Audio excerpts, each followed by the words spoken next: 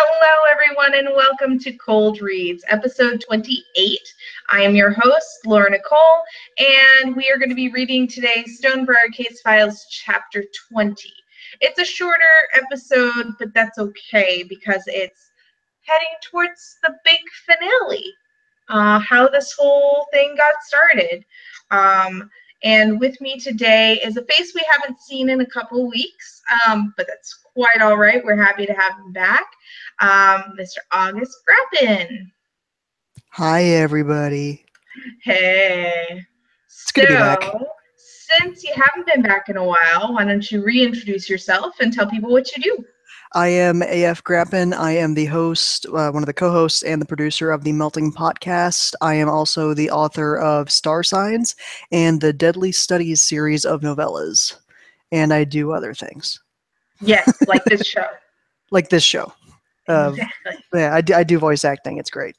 It's so much fun, and I'm so glad to have you back. So this chapter is a little more subdued than the rest of them have been. It's and I like it because it gives a little bit of closure.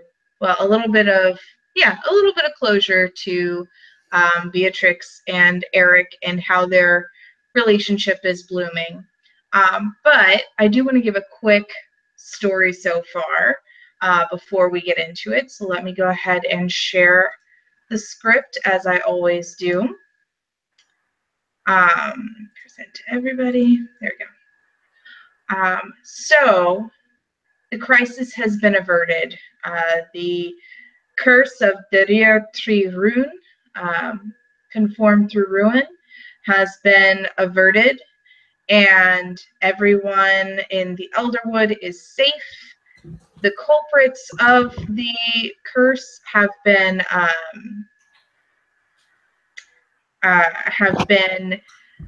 suitably punished, and yet still have some mercy coming to them. They are going to be staying in the Silver Bark and basically working off their debt to society, but they are alive and they are together. The Watch has a new recruit. Valena of Red Ravine joined up with Turek to be his rookie.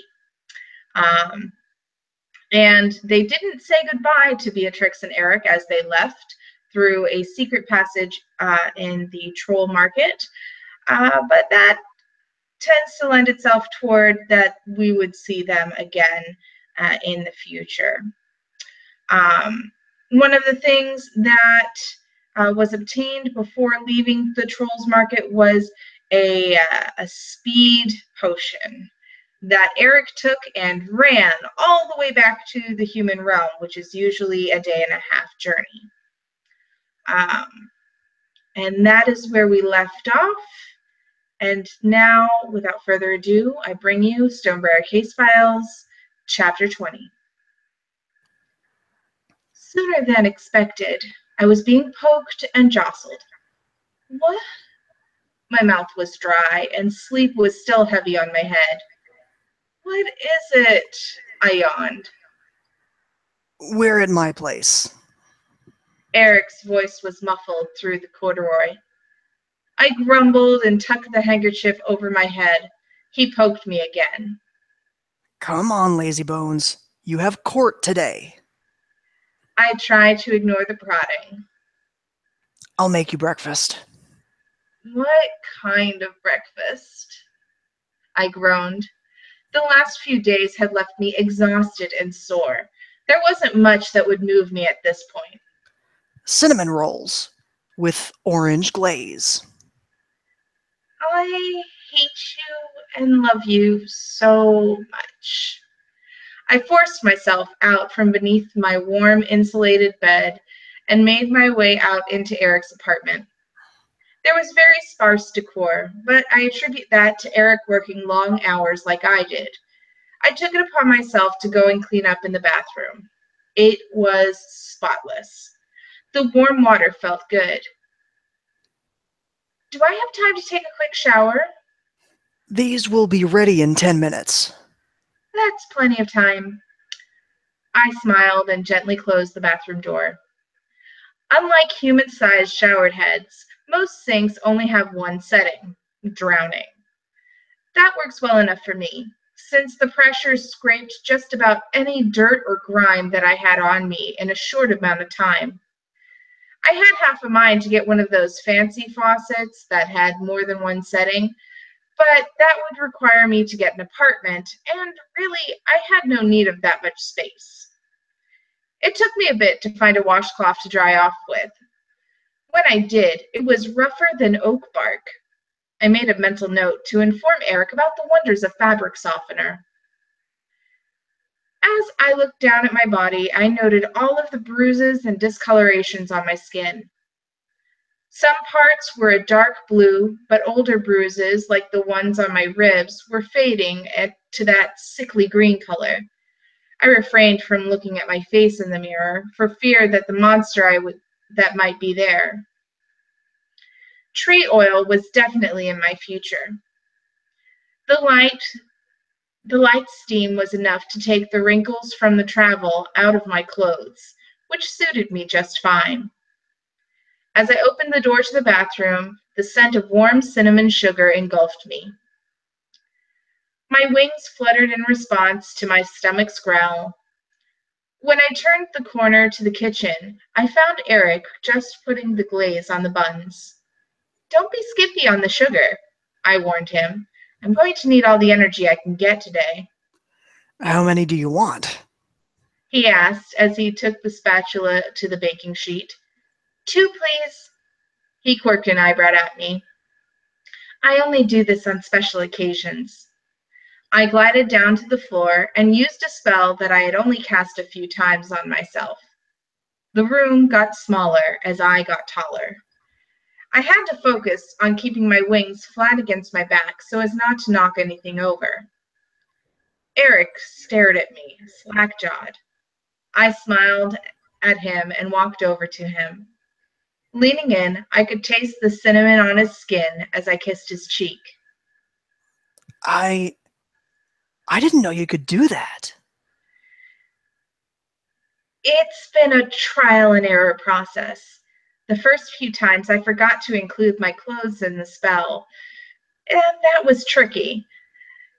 Ended up having to replace two of my best jackets when I did that. Besides, at my normal size, I don't have to spend very much on food or rent or decorations. I looked through his cabinets until I found the small plates and grabbed two of them. Why don't you do this more often? He said as he served the rolls onto two plates. I took them over to the breakfast nook that he had in the corner. The north-facing window brought in just enough light where it wasn't blinding to sit on one side or the other. After savoring my first bite, my wings instinctively tried to flutter with joy. "That's why," I said, using my thumb to indicate the offending iridescent appendages behind me.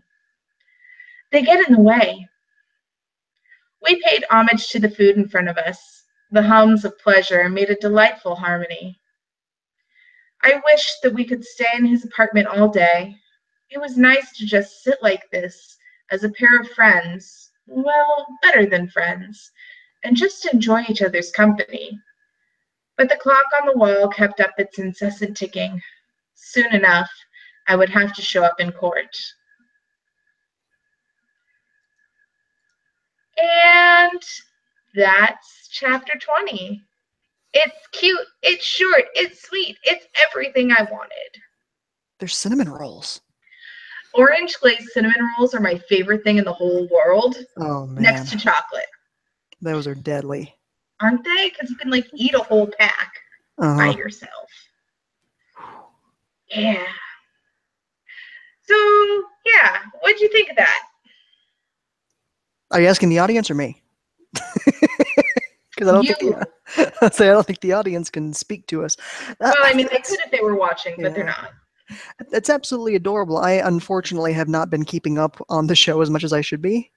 So I actually haven't, I don't think I've gotten to watch an episode since the last one I was on. I had no idea that Beatrix was actually that tiny. She's 3 inches tall. Oh! So, Little. so well, that's approximately the height of pixies in the Yeah. various fairy books. Yeah. I just for And some reason never equated that. yeah.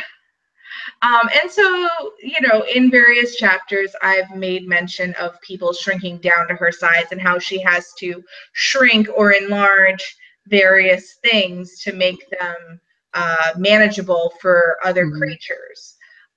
And so that's something that will play a part in the second story. I've already tried figuring out what she would use to try to be human-sized. Because the wings are essentially 3/4 of her body size. Oh my gosh.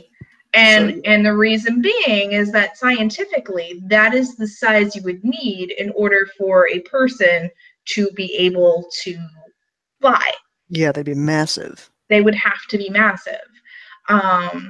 So she's got to find a way, if she's going to be human size, how she can keep her wings under check and not, start fluttering, and then every single loose piece of paper, pillow, whatever goes flying.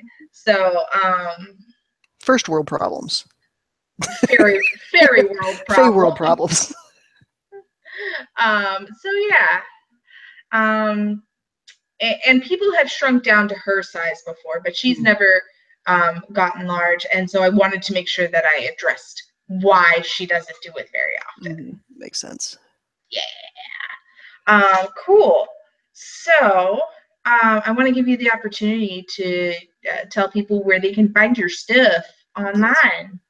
Yes. You can find my authorial presence at afgrappin.com. That's AFGRAPPIN. You can find my podcast at The Melting Potcast. That's podcast with a T, POTCAST.com. And just anywhere you look for AF Grappin, you'll find me. There aren't a lot of Grappins around. It's true. And all of the links are listed in the show notes, along with how you can get in touch with me.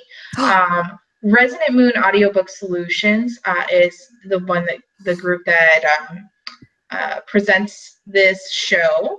And we do quality control work for audiobooks, for podcasts. We do editing for audiobooks and podcasts. We do some narration, but I don't have any narration production packages available right now because I am swamped in that arena, which is a good problem to have. Except that it just takes me forever to do that project. And then you can also find me on Twitter, where I mostly talk about Dungeons & Dragons, Critical Role, and this show. And my tag on Twitter is at Nicole Audio. If you would like to be on Cold Reads, either as a reader or you would like to submit a short story for our future shows, this story is quickly coming to an end. And so I am going to be taking submissions for stories for September. Stories should be no longer than 4 pages long. And you can email me with inquiries or say, hey, I want to be on the show through Laura Nicole Audio at gmail.com. You can also join our Facebook group, facebook.com/group/cold reads. Occasionally I'll have one-off casting calls where I'm like, hey, I need so many people for tonight's show. And you can be like, yeah, I'll join. We did this through Google Hangouts. It's fine. If you want spoilers, or if you like the book so much that you would like to buy it anyway, you can find the link to that on Amazon in the show notes. It is available in paperback and in ebook formats. And I do want to let you know that this work is licensed under a Creative Commons Attribution, Non-Commercial, No Derivatives 4.0 International License. What that means is that you can download this show, you can share it, you can repost it. Just make sure that you link back to this page, and also don't change it. It is exactly as it needs to be. It is perfect the way it is, just like you. And I would really appreciate it if you like what I'm doing. Go ahead and click the subscribe button, because that will encourage me to try to make this better. And yeah, and I get really excited every time that I get a new subscription. And Gus has a cat. Yeah, Podcat's here. Podcat. There's the Rainy. Oh. She's just being demanding and loud. Shoulder Kitty has not made an appearance yet because I kind of keep him out pre-podcast, and I just dropped my crochet hook. Anyway, so thank you so much for being on the show. And it's my pleasure. Thank you. And thanks for everybody who's watching. And without further ado, say goodnight, Gus. Good night, Gus. Good night, everybody.